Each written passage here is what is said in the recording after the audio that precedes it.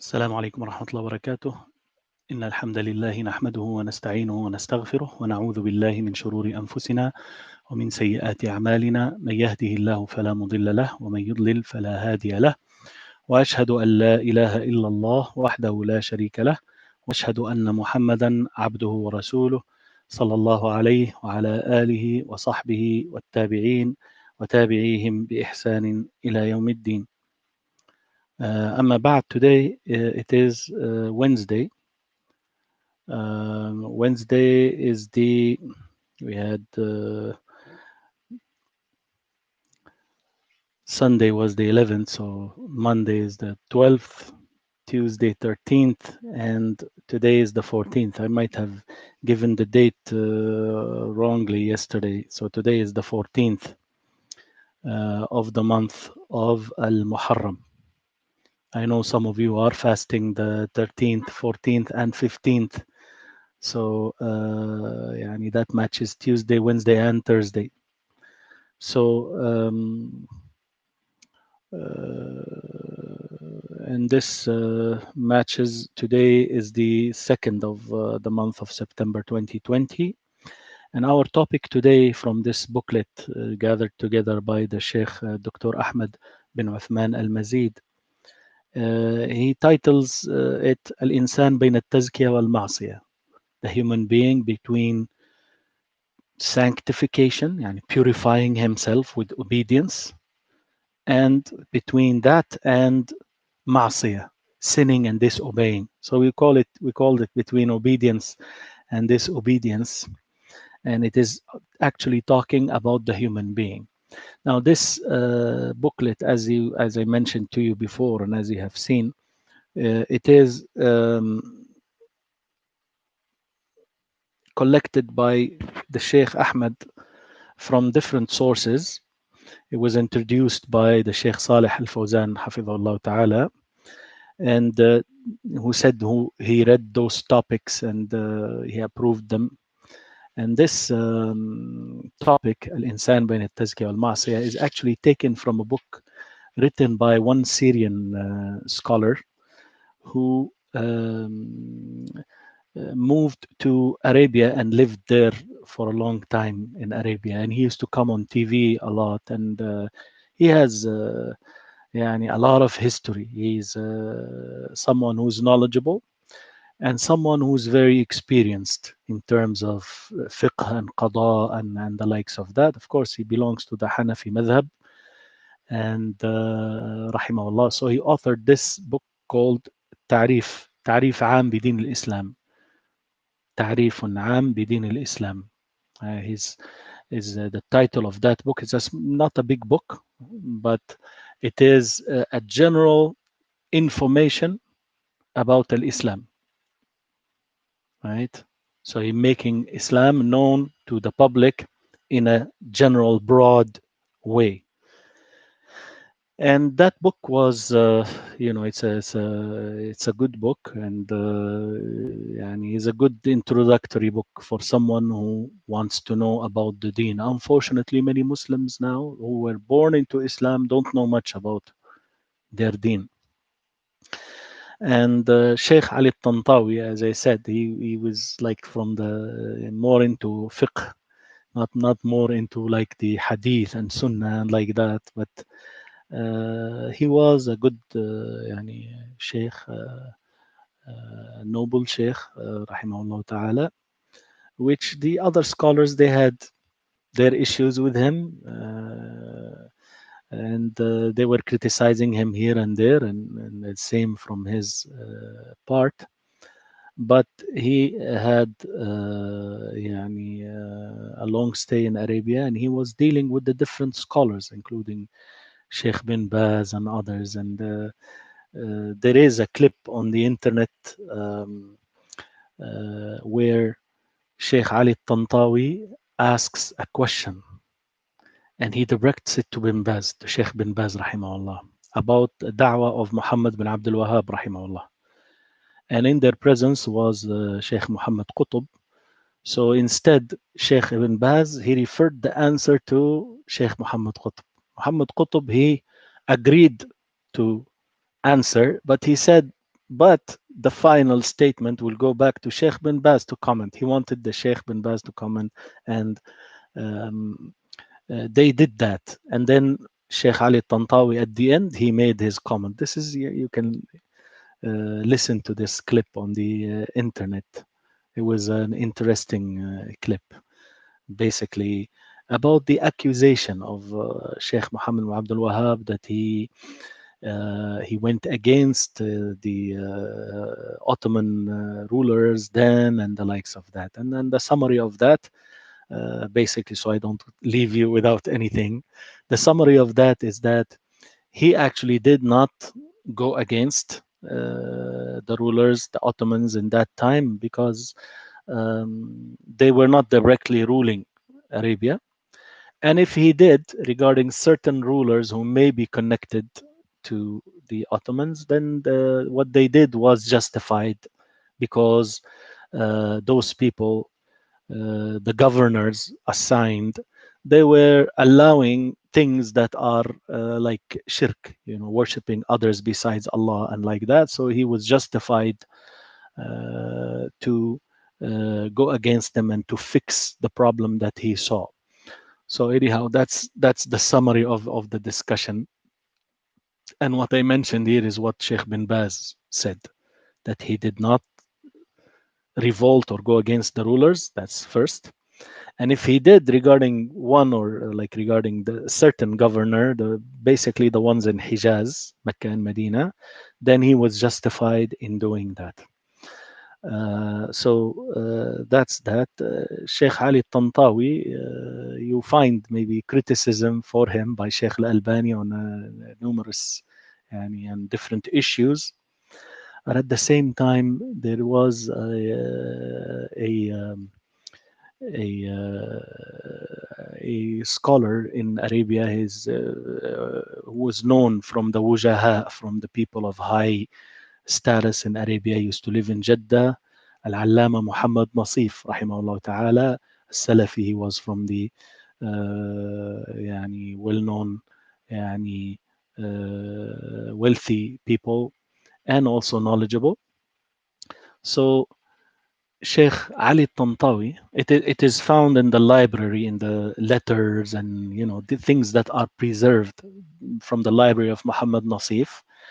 They found the letter that Sheikh Ali Tantawi, rahimahullah ta'ala, he sends a letter to Muhammad Nasif telling him that I got to know that Sheikh Al Albani, who was still in Syria then, you know that he was working in fixing, that's his job, fixing the watches, and he stopped doing that and he's dedicated to spreading the sunnah and the science of hadith, dedicating all of his time, and he's living on only like 100 liras a month, and this is very little, it's not sufficient. So I'm writing this to you, Muhammad Nasif, so that you may or find a way to support him financially. He said he never asked me to do this. And I don't know even if he approves and if he accepts that I have done this on his part. But here I am, I'm just asking, maybe you can help this man to spread the sunnah and to dedicate his time for the hadith and the sunnah. The reason why I mentioned this is we are benefiting from this sheikh here with this excerpt that the Sheikh Dr. Ahmed Al Mazid, rahimahullah, hafidhahullah ta'ala, took from him, which was looked at by Sheikh Fawzan and approved. And we are using something from him. So I thought to give you an idea about him. Of course, in the Arabic, he's very well known in the Arabic, and he is known in terms of the speaking to people on various social issues, rahimahullah. So, and he has a big, and they collected his memoirs, or ذكريات, or those things that happened to him in the past, and they contain a lot of stories and a lot of sometimes funny things, and from those things I remember that he was saying jokingly that he was saying, I learned from the English language Iblis, meaning please. you know, please, the word in English, please, but it's similar to Iblis, right? And there is the word welcome in English, welcome. And he said, Wailukum in Arabic, which means woe to you, right? So that's all I know from English. Iblis and Wailukum, right? Meaning please and welcome. Of course, jokingly, he said that because there's similarity in how the words are being said, but of course, the meanings are very different. This is the topic taken from that book. Now we go to the collection or the excerpt that Sheikh Ahmed al-Mazid he took. It says that the human being is مخلوق متميز, is a distinguished creation of Allah subhanahu. The human being is a distinguished creation by Allah. فيه شيء من الملائكة. In him, in the human, there is something that is angelic, right? From the angels. وشيء من الشياطين. In the human, there is something that is from the Satans. وشيء من البهائم والوحوش. He has within him, the human, something that is from the beasts and the wild, ferocious or fierce animals. فإذا استغرق في العبادة وصفى قلبه إلى الله عند المناجاة. If he gets involved deeply in worshiping Allah and his heart becomes pure for Allah while privately having that conversation with Allah in his ibadah, in his dhikr and his dua and recitation of the Quran. وذاق حلاوة الإيمان في لحظات التجلي, and he tastes the sweetness of faith, the sweetness of believing in those moments when the barrier is removed from him, right? يعني the the cover on the heart is removed. يعني you start becoming having insight, right? Right. So you remember Allah, you worship Him, and you go deep into that.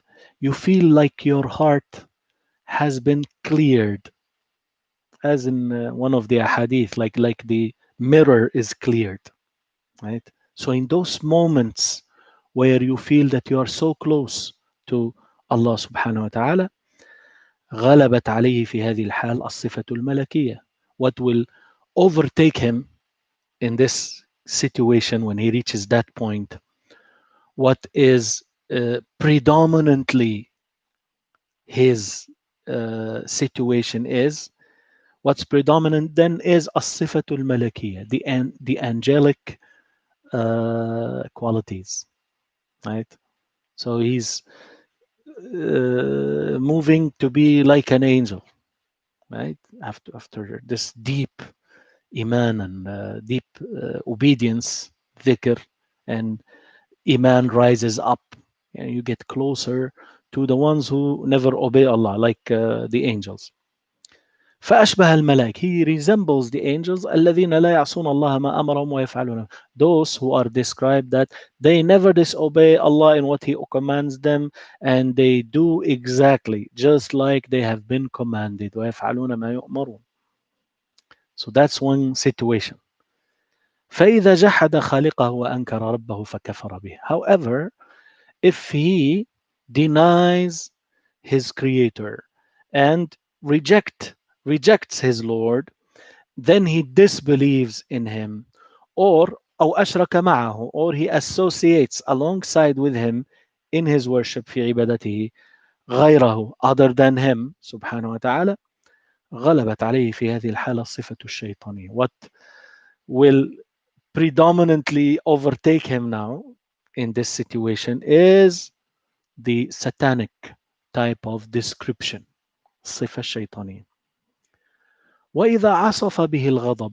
Now, if anger comes to him like a tempest, right? عاصفة. عصف. عصف when you have a tempest, right? عصف, the verb. When the wind blows so hard like a tempest. عاصفة is a tempest. Hmm? So if anger moves within him like a tempest, فأوتر أعصابه, then his nerves now becomes so tense. وألهب دمه, and his blood now boils up and flames up and becomes fiery. وشد عضلاته, and his muscles now becomes very يعني tense, right? Tightened up. لم يعد له أمنية إلا أن يتمكن من خصمه. If he gets so angry like that, he wouldn't have any wish but to take over and control his opponent. He said فيعضه بأسنانه وينشب أو ينشب فيه أظافره. So he would bite him with his teeth, and he will have his nails, you know, attack him with his nails and stick his nails in his body. Like he will use his nails like claws. Hmm? والعياذ بالله. يعني in this case, he's resembling the animals. So the human, he could be angelic, he could be satanic, he could be animalistic. Right? هذه حقيقة الإنسان. This is the reality of the human. فيه الاستعداد للخير. In him there is the potential for good. والاستعداد للشر. And also in him is the potential for doing evil. أعطاه الله الأمرين. Allah gave him the two matters. ومنحه العقل الذي يميز به بينهما. Allah granted him with the intellect by which he can distinguish between the two, between evil and good. Also, Allah has given him al-irada. Allah has given him the will التي يستطيع بها أن يحقق أحدهما, which by which he can actualize, he can establish either one of the two, good or bad, goodness or evil. فإن أحسن استعمال عقله في التمييز. Now, if this human being, he would use his intellect, his mind that Allah has given him, he will use it well in terms of distinguishing between matters. And if he uses his will power in a good way, he uses it well in terms of what? Executing. Executing. So he will use his mind, his intellect, his brain to distinguish between right and wrong, good and bad. And he would use his willpower to actually execute, to bring to existence goodness or يعني he would use it in a good way, right? His willpower, right?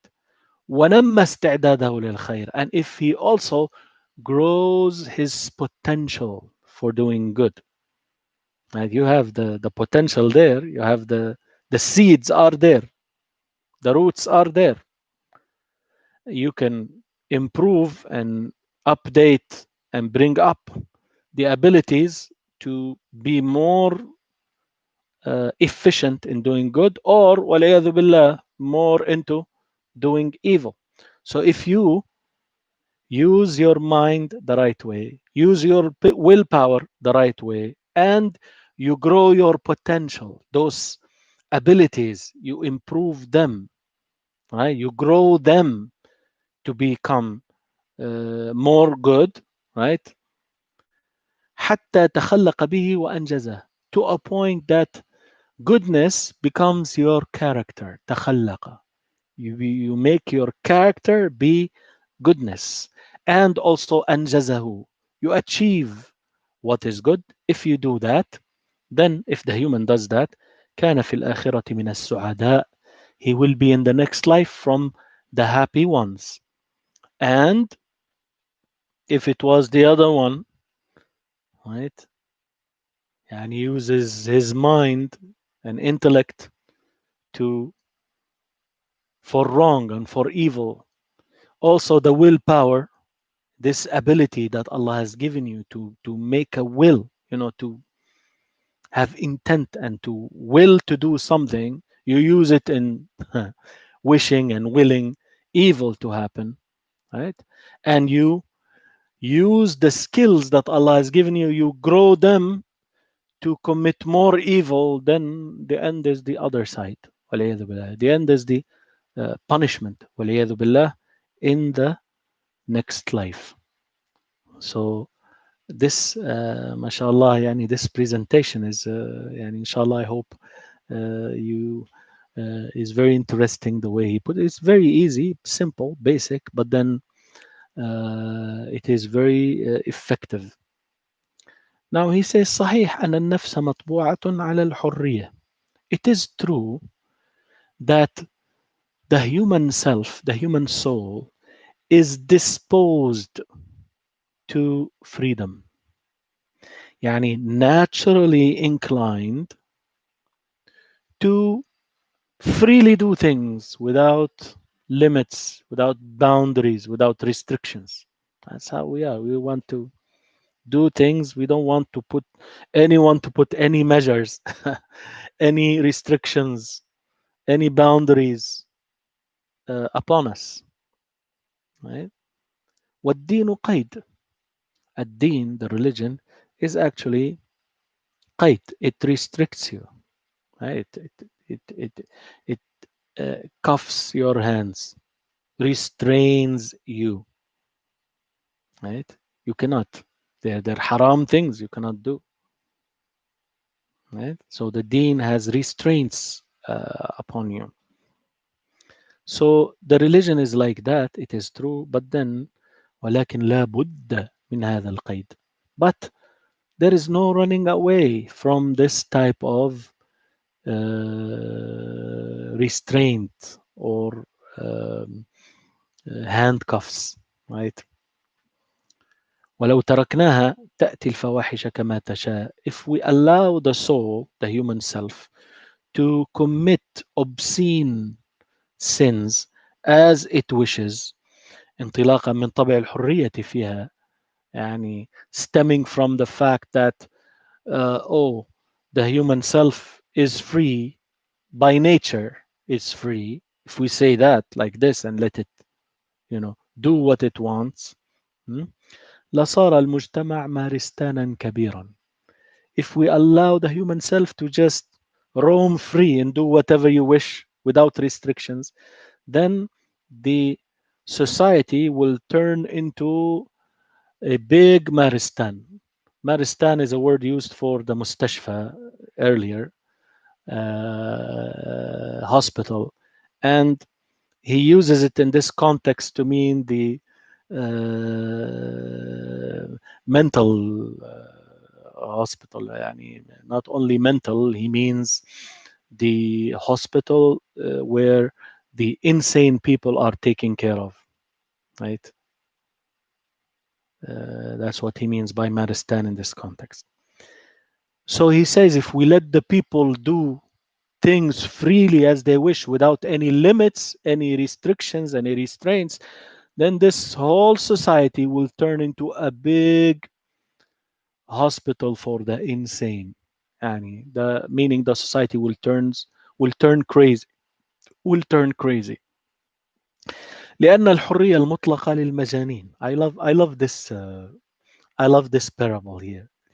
He says absolute freedom is for the insane. And this is true. You see, he does this and he does that, or say what? And may Allah heal him. He's not stable. Huh? He's not stable. He's insane. That's why he did this. And even the insane, yani, we excuse them because they are insane, but we still try to put what limits on them so that they don't harm themselves and they don't harm others. Right? So he says this absolute freedom is for the insane. Right? المجنون يفعل كل ما يخطر على باله. The insane person, he does whatever idea that crosses his mind, he does that. He doesn't care. المجنون هو الحر الحرية المطلقة. The insane, the crazy person is the one who is free, the absolute freedom. وأما العاقل فإن عقله يقيد حريته. As for the sane person, عاقل, then his intellect, his brain, his intellect restricts his freedom. Even the word عقل comes from عقلة. You know, when you tie something, right? This when the people wear the ghutra, this head cover, and they put on top of it what they call عقال, عقال, right? عقال, because it holds, right? So your عقل, intellect, brain, mind, it's supposed to restrict you. That's where the word comes from, the root meaning, عقل, right? يعقل, and he can capture, right? That's what it means. Your minds, your intellect, your brain captures ideas and notions and the likes of that, right? So if you are truly aqil, sane, then your sanity will make you reserved, right? It will restrict your actions, and you cannot just do what you want. Why? Because you are a person who enjoys sanity, walhamdulillah. So cannot have absolute freedom. Absolute freedom is for insane people. You are sane, you have to control yourself. That's why you need the restrictive measures. The best things, the best source that will restrict your actions and put cuffs on you and to restrain you is the religion.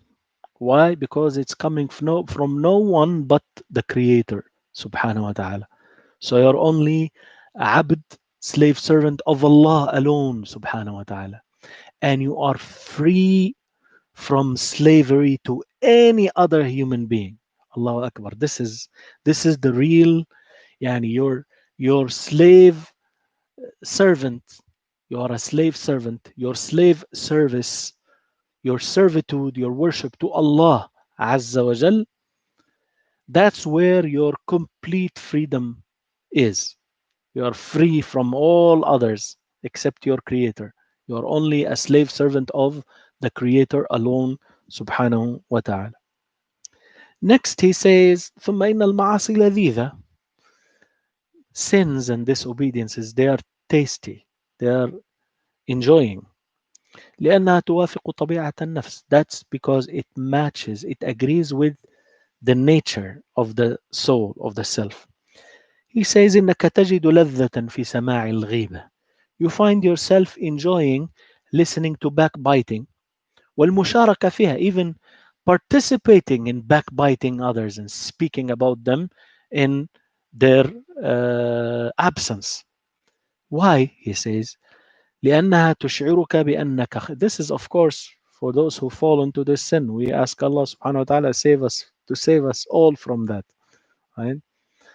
This is because تشعرك بأنك خير من هذا الذي يذكرونه بالسوء وأفضل. Why people find enjoyment in backbiting and slandering others? It's because it makes you feel that you are better than this person who's being slandered, mentioned with evil. You are better, more excellent than him, أفضل. Also, السرقة لذيذة. Stealing is tasty and enjoying. لأن فيها امتلاك المال بلا كد ولا نصب. Why? Because you can own wealth and property without sweating and toiling, without doing any effort. That's why thieves love to steal. والزنا لذيذ. Committing adultery is also enjoying. لأن فيه إعطاء النفس هواها. Why? Because it involves giving the soul, the self, its desires. وإنالتها مشتهاها, and making the soul achieve what it finds tasty, its lust, مشتهى, things that يعني the soul views to be very tasty and desirous. ولكن الإنسان حين يفكر ويستعمل عقله, but the human, when he thinks, he reflects and uses his intellect, يجد أن هذه الحرية المؤقتة لا تساوي ما بعدها من سجن في جهنم طويل. If you look carefully, then you find that this limited time of freedom, hmm, time limited freedom, حرية مؤقتة, time limited freedom, is not worth, لا تساوي, is not worth what comes after it of سجن في جهنم طويل. Jail, jailing, being jailed, imprisonment, that is so long in Jahannam. If you think with sound intellect, those quick lusts that are fulfilled, they're not worth this long imprisonment in the fire of Jahannam والعياذ بالله. وهذه اللذة المحرمة لا تعدل ما بعدها من العذاب. This prohibited lust or enjoyment is not equal to what comes after it of the punishment. The punishment in hell والعياذ بالله, is forever. And if you lived 60 years and all of these 60 years you are enjoying all kinds of haram, every day enjoying doing what you want, 60 years, it's only 60 years. Jahannam is forever. Jahannam is forever. And even if you look at the other side, obedience, if you remained from the day one you were born to 60 years, you were obeying Allah subhanahu wa ta'ala all of these years, right? And you feel that you are in difficulty and tiring, you're sweating and toiling and sweating and tiring yourself, and you're not enjoying. I suppose that doesn't happen, but suppose no enjoyment was not even for one moment.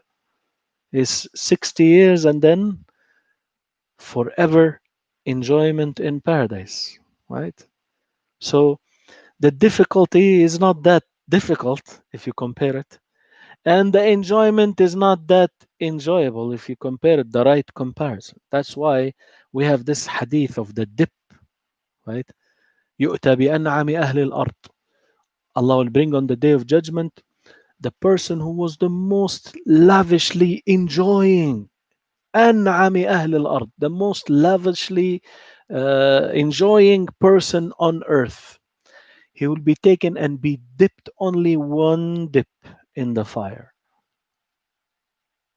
Then he will be asked, he will say, I never seen anything good in my life. All of my life was miserable just because of a one dip. And the opposite is the same for the one who is going through trials and difficulties all of his life. He's dipped one dip in paradise and he says, I was never in any misery ever. I was always enjoying all my life. Right? We ask Allah subhanahu wa ta'ala to make us from the successful ones, from those who listen to a statement and follow the best of it. سبحانك اللهم وبحمدك أشهد أن لا إله إلا أنت أستغفرك وأتوب إليك. We continue this interesting topic inshallah tomorrow بإذن الله تعالى. والسلام عليكم ورحمة الله وبركاته.